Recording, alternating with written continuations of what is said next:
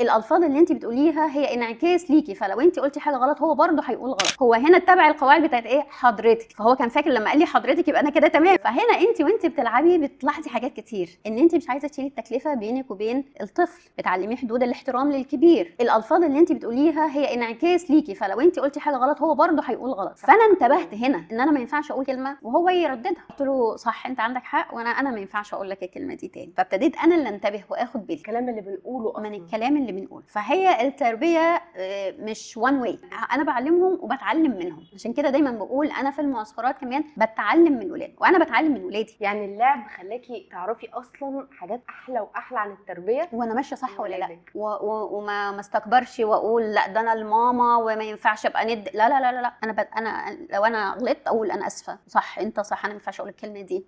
في تقييم على طول، هم بيقيموني. ماما على فكره انت انفعلتي، ماما انت اتعصبتي في الحته دي وما كانش يعني ليها لازمه. فبنقبل تعليمي، تقبلي وجهه النظر الاخرى.